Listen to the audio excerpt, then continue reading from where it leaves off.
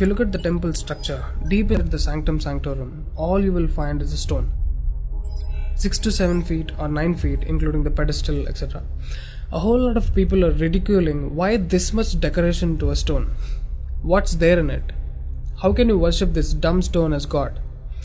To all the idiots who are ridiculing idol worshipping, let's talk science, okay? What is it? It's a rock. What is rock? Rock is made up of metals and minerals. If you go to a valley and shout something, what does the rocks do? It will give you an echo.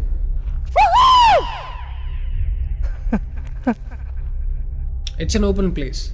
The sound travels, hits the rock and throws it back.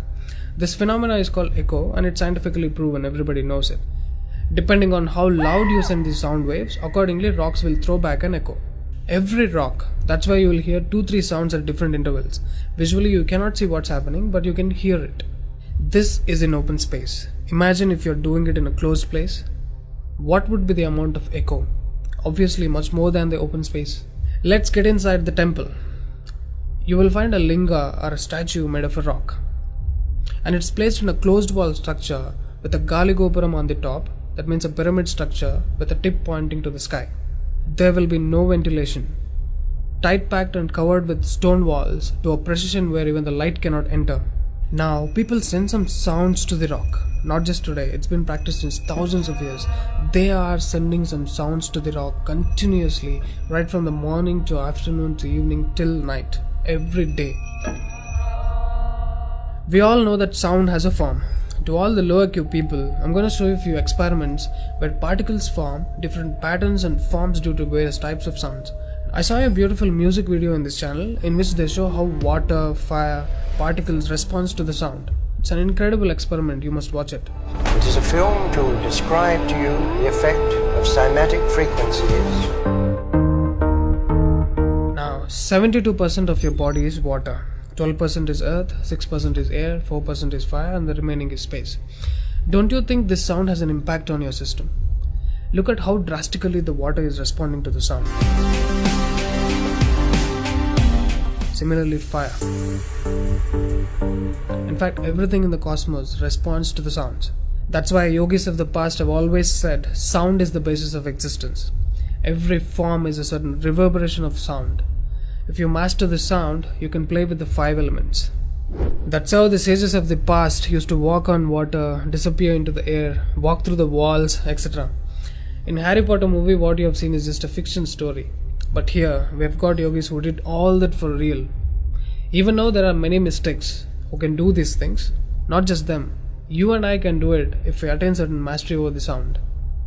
You need a perception beyond the senses to do that. For that, you need to do a different level of sadhana. You can't do that in a laboratory through some dumb experiment. All those who tried either ended up neurotic or died an utter failure, wasted a lot of money in the research. So except dhyanam, technically there is no other way. Sorry to disappoint the people who are lazy to yoga. Okay, sound. I recommend you to watch more such experiments in YouTube to understand better what I'm trying to say here. Inside the temple, they chant some mantras. What happens is, the sound will touch the stone and bounce back in different directions. Because it's a closed room, the sound has to pass out through the main door. And whoever is standing in front will be completely soaked in that energy. Now, what do they chant? Vishnu Sahasranamam in the morning and Lalita Sahasranamam in the night. There is Shivopasana Mantram, Lingastakam, Am Namah Shivaya, Nirvana Shatakam, etc., which will have different impacts on the human system.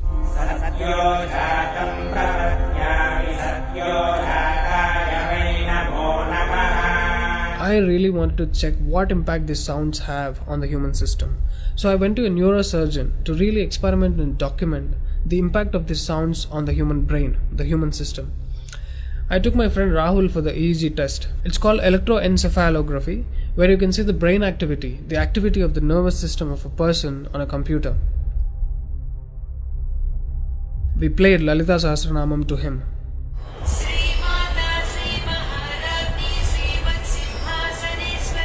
Rahul, relax your face.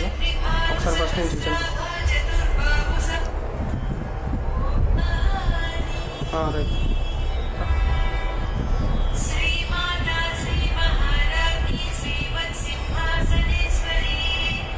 The kind of parasympathetic differences that he's getting is anonymous. Oh my god, then I understood. These sounds are engineered in such a way that the rhythm of the chant will go inside your parasympathetic nervous system and will put you into deep sleep within 3 to 5 minutes. First thing is, the chant is some thousands of years old. How could these ancient sages know that these sounds impact the parasympathetic nervous system? This they do it in the night. And in the morning they chant Vishnu Sahasranamam, the 1000 names of Bhagavan Vishnu. And again, these sounds are engineered in such a way that it will wake you up to a peaceful and refreshing state of mind. I'm sure most of you are suffering with painful wake-ups, with such an irritated mind that you can't sleep and you don't enjoy waking up. If you listen to Vishnu Sahasranamam in the morning, it will clear all these clutches in the brain and you will be super fresh when you wake up. Even today you can go and check in Tirupati temple. They will chant Vishnu Sahasranamam in the morning and Lalita Sahasranamam in the night. This is a clear science evolved and being practiced in temples. Even now in most of the temples they're still doing it without knowing why they're doing. I went and asked one of the priests in my hometown. He said, no, they're doing it since so many years. Or they will say something like, it's good for your health, you will get money, pregnancy, etc. This is one more reason why temples are ending up in ruins here.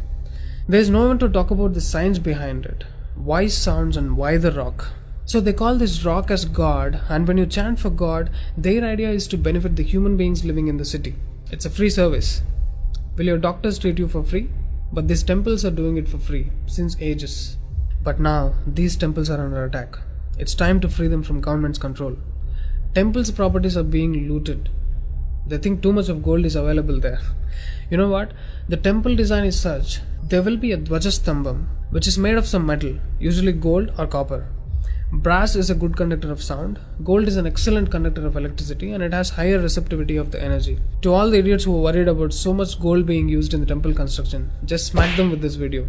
This is a clear science and most sophisticated engineering that even the modern science has no clue of. There is much more to the design of the temple.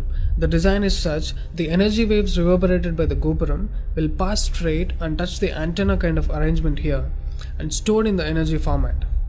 People are supposed to touch it. A lot of people touch their heads without knowing why they are doing it. And then you are supposed to walk into the space which is filled with this energy transmitted by the rock inside. Doesn't matter whether you are a Muslim, Hindu or a Christian, you can't escape the energy. You will be bathed in the glory of that energy. You can actively feel the difference after you pass through the path.